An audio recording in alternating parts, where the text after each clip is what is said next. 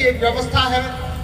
यहाँ पर समाजों के नाम से कई रेजिमेंट बनी हुई है, जो भले ही जाट रेजिमेंट हो, सिख रेजिमेंट हो, कोई भी ऐसी रेजिमेंट हो जो जिनको निश्चित रूप से जाति के आधार पर बनाया गया है।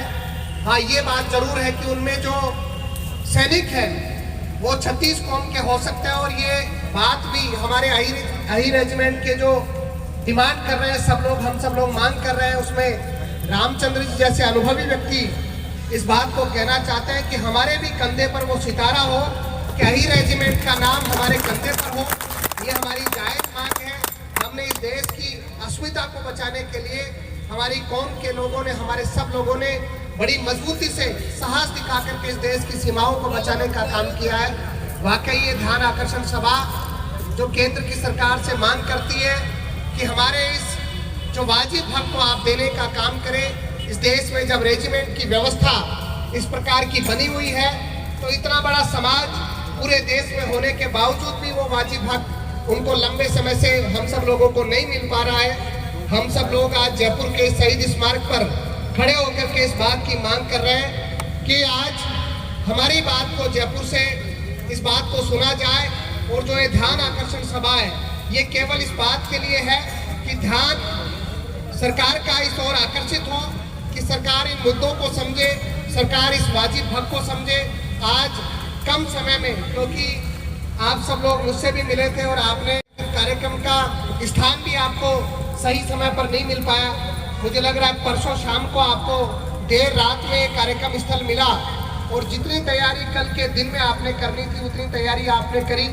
उसके बावजूद भी बड़ी अच्छी संख्या यहाँ पर इकट्ठा हुई है। और सबसे बड़ी बात है, हमारे कार्यक्रम की सफलता इस बात को दिखाती है कि आदरणीय रामचंद्र जी जैसे वीर सैनिक जिन्होंने देश की सेवा में अपना जीवन लगाया है, वो रेजांगला के प्रत्यक्षदर्शी आपके बीच में बैठे हैं। ये निश्चित रूप से हमारी सभा की सफलता है। इसलिए मैं आप सब साथियों से कहना चाहता हूँ कि हमारी ये मांग निश्चित रूप से, क्योंकि बहुत लंबे समय तक हमारे जो वीर सैनिक हैं, जो अभी भी सेना में हैं, जिन्होंने अपना पूरा जीवन सेना में दिया है, खेड़ की दोला पर बहुत बड़ा आंदोलन शायद अभी भी धरना अभी भी चल रहा है। बहुत कितना टाइम हो गया, 3 वर्ष से हमारे जो सैनिक हैं, जो हमारे रेजिमेंट की मांग को लेकर के 3 वर्ष से दिल्ली खेड़ की धोला में टोल पर बैठे हुए हैं। आप समझिए कि हमारे सब लोग चाहते हैं कि हम लोग बड़ी मजबूती से इस देश की सेवा करें, और सरकार इस तरफ ध्यान दे।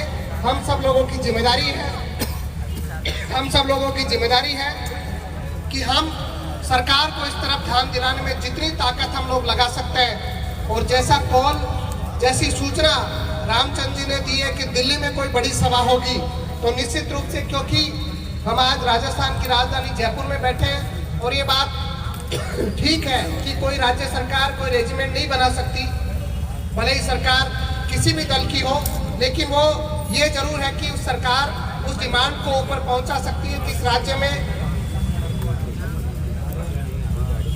इस डिमांड को ऊपर पहुंचा सकती है कि यहाँ के यदुवंशी समाज के लोग इस रेजिमेंट की मांग कर रहे हैं और बड़ी मजबूती से इस मुद्दे को उठा रहे हैं। इसलिए हम सब लोगों को, विशेष रूप से नौजवान साथी जो यहाँ पर आए हैं, हम सब लोगों को ये प्रयत्न करना है कि जब भी दिल्ली में अगर कोई आंदोलन की तारीख तय हो, तो हमें उसमें जी जान से लग करके बड़ी मजबूती से पूरे भारत से इकट्ठा होकर के हमारी मांग को मजबूती देनी है। सरकार को इस तरफ झुकाना है, मजबूती से जो हमारा हक मांग रहे हैं उसके लिए हमें लंबी लड़ाई लड़नी पड़ेगी। कोई भी लड़ाई आसानी से 1-2 सभा में हम नहीं लड़ सकते।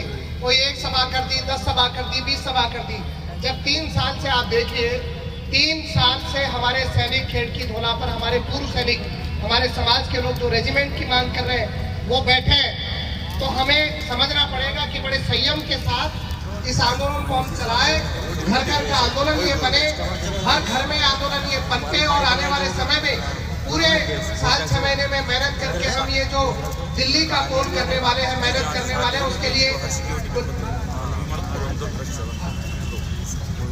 तो मैं वही बात कहना चाह रहा हूँ कि हम उसका प्रयत्न करें कि जो तारीख तय हो उसकी जिम्मेदारी से हम मेहनत करके आगे बढ़े।